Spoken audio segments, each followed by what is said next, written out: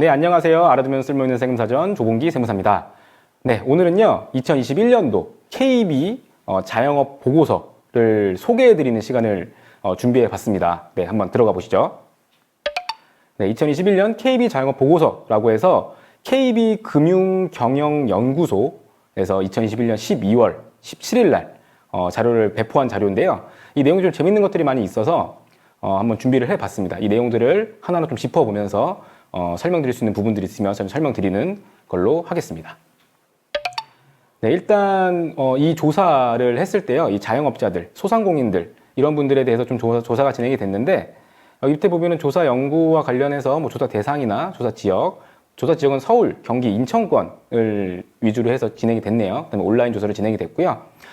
총 한 700명 정도의 표본 구성을 통해서 이렇게 소상공인, 그다음에 자영업자들 분들에 대해서 이제 인터뷰를 진행했다. 그 결과치를 이제 보고서로 만들어냈다. 이렇게 보시면 될 것 같아요.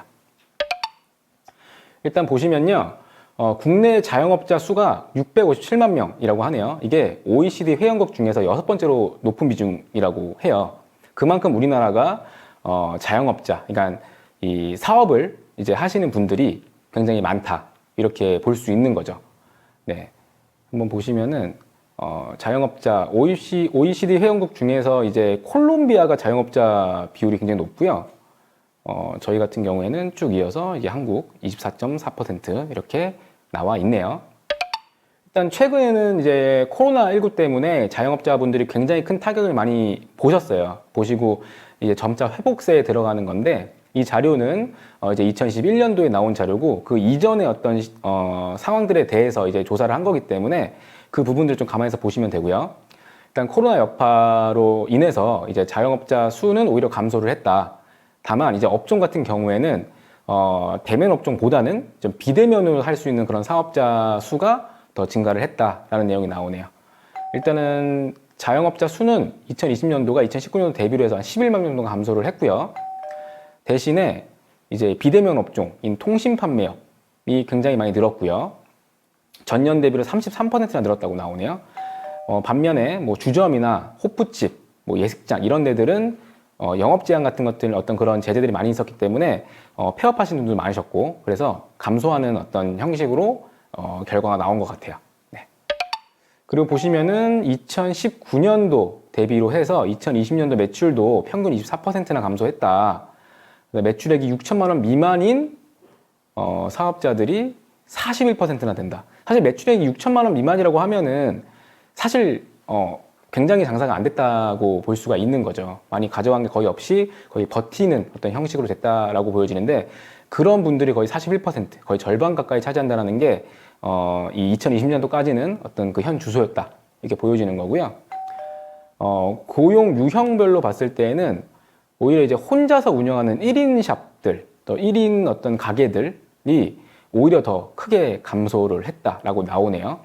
뭐 그런 이유도 있겠죠. 이제 혼자서 운영을 하다 보니까 약간 좀 이제 영업 제한 같은 것들의 제한들로 인해서 약간 자포자기하는 그런 분들도 있으셨을 거고 아니면 이제 인건비에 대한 어떤 압박이 없기 때문에 조금 더 자유롭게 뭐 영업 제한하니까 그냥 문 안 열고 좀 더 자유롭게 운영하신 것도 있으셨을 거고 조금 더 공격적으로 하지 못한 마케팅을 하지 못한 그런 원인도 있으셨을 거고 그런 부분들 때문에 조금 더 크게 매출이 감소하지 않았을까라는 생각이 듭니다. 네, 지역별로는요. 인천이 좀 더 크다. 서울에 비해서는 인천이 좀 매출 감소 폭이 크게 나왔다. 이런 결과가 나왔습니다. 네, 서울 기준으로 봤을 때요. 서울도 전체 매출 금액이 2019년도 대비해서 2020년도가 한 26% 정도가 감소했다라고 나와 있고요. 그 중에서 서비스업 매출이 가장 큰 폭으로 감소를 했다. 그다음에 지역별로 봤을 때에는 용산구, 구로구, 동작구 순으로 매출 감소율이 낮다고 나와 있습니다. 그러니까 용산구 같은 경우에는 매출 감소가 폭이 크지 않다는 거죠. 다른 지역들에 비해서. 뭐 여러 가지 이유들이 있을 것 같은데 뭐 외국인이 거주를 많이 하는 측면도 있을까요? 뭐 그런 것도 있을 거고 뭐 여러 가지 이제 좀 덜 타격을 본 것 같아요. 다른 곳들에 비해서. 그래서 이제 구로구 같은 경우에는요. 가전제품 판매점, 뭐 한식당 같은 데들이 좀 매출이 오히려 증가했다. 이렇게 나와 있고요.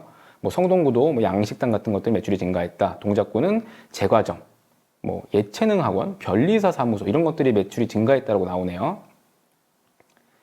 참고로 약간 전문 직종 같은 경우에는 다른 어떤 음식점이나 이런 도소매업에 비해서는 조금 덜 타격을 입은 어떤 그런 부분들도 있을 것 같아요. 네, 그리고 코로나19 이후에 이제 이런 자영업자 분들께서 어떤 경비들이 많이 오른 것 같냐, 많이 올랐다고 체감이 느껴지냐라고 했을 때, 보니까 세금이나 공과금 뭐 사대보험 같은 것들이겠죠. 이런 것들에 대한 비중이 더 커진 것 같다, 비용이 증가한 것 같다. 그다음에 그 다음이 원재료, 그다음에 이자 이렇게 돼 있는 것 같은데요. 아마 이런 부분들의 결과가 나온 거는 아마 체감적인 부분도 있을 것 같아요. 매출이 줄어드는 폭에 비해서 세금이 줄어들거나 사대보험이 줄어드는 폭이 더 적기 때문에 그런 것 때문에 오히려 세금을 내가 더 많이 부담하고 있다라고 느끼시는 분들도 많이 있었을 것 같고, 특히나 세금이나 공과금은 이게 매출과 직결된다, 매출로 이어진다 이런 개념이 아니셔서 더욱더 그러실 수 있을 것 같고요. 그다음에 도소매업자들, 좀 음식점업 같은 경우에는 이제 원재료 같은 것들이 코로나19로 인해서 고객들은 줄어들었는데 이런 원재료 같은 값은 오히려 오르거나 아니면은 거의 이제 동결되거나 그런 느낌이기 때문에 상대적으로 올랐다고 느끼시는 것 같고요. 차입금 이자도 마찬가지겠죠. 차입금 이자도 일단은 사람들이 너무 많이 없기 때문에 이걸 버티기 위해서 대출을 더 많이 받으신 분들이 있으실 거예요. 그래서 이자 비용이 자연스럽게 올라간 효과도 있을 것으로 보입니다. 네, 그다음 향후 1년간 뭐 코로나19가 지속이 된다면 어떻게 할 거냐라고 했을 때 경영을 개선하기 위한 활동으로 마케팅, 그 다음에 홍보에 더욱더 집중을 하겠다라고 나와 있네요. 오히려 이제 SNS를 통한 마케팅, 그 이외에 각종 이벤트, 그 다음이 이제 신제품이나 서비스를 좀 더 개발하겠다. 이런 수준으로 나온 것 같아요. 일단은, 이 타겟책으로서, 코로나19에 대한 어떤 매출 감소의 타겟책으로서 어떤 새로운 사람들이 더 관심을 끌만한 어떤 그런 제품들을 개발한다기 보다는 더욱더 온라인 마케팅을 더욱더 공격적으로 해서 유치를 하겠다라는 쪽으로 많이 생각을 하고 계신다. 이런 어떤 결과가 나온 것 같습니다. 아마 이런 부분들은 전자상거래나 이런 비대면 사업들이 좀 더 늘어난 것으로 인해서 이런 결과가 나온 것 같다는 생각도 드네요. 네, 그리고 소상공인의 36%는 뭐 시중 은행에서 여러 가지 이제 지원 제도들을 마련해 놓고 있는데 이런 지원 제도들을 통해서 컨설팅을 받아볼 의향이 있다. 이런 답을 했다고 합니다. 이 컨설팅이라고 하는 것, 컨설팅은 여러 가지 컨설팅도 있겠죠. 경영 컨설팅이 될 수도 있고, 세무 컨설팅이 될 수도 있고, 마케팅에 관련된 컨설팅이 될 수도 있고, 여러 컨설팅들이 있는데, 요새 이제 은행 같은 경우에, 은행 그냥 기본적인 그런 은행 업무 말고도 이런 소상공인들을 지원하기 위해서 각종 플랫폼들을 가지고 오거든요.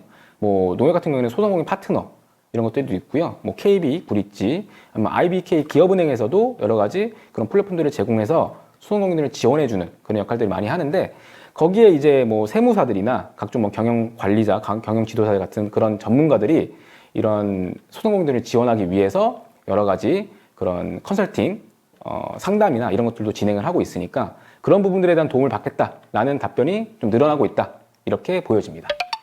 네. 그리고 또 재밌는 내용이 하나 있어서 가져와 봤는데 소상공인 중에 절반 이상은 사업자금과 개인자금을 구분 없이 사용한대요. 근데 30대 이하의 젊은 CEO들, 젊은 사장님들 있잖아요. 이분들은 절반 이상이 자금을 분리해서 관리를 한다. 이런 어떤 내용이 나와 있습니다. 과거, 뭐 지금도 마찬가지예요. 지금도 마찬가지지만은 저희가 항상 말을 할 때 사업 관련 경비와 사업 관련이 없는 무관 경비 같은 것들을 좀 구분해서 사용을 해야지 훨씬 더 관리 차원에서 더 도움이 된다라고 말씀을 드리는데 사실 그게 쉽지는 않았어요. 근데 요새 이제 점점 이제 그 창업하시는 분들이 젊어지고 있고 그분들에 대한 생각도 저희들이 전문가들이 말하는 그런 부분들을 최대한 많이 수용하고 있다. 이런 느낌으로 보여집니다. 네, 오늘 자영업 보고서의 내용들을 좀 재미있는 부분들만 좀 뽑아서 좀 설명드리기 위해서 준비해 봤고요.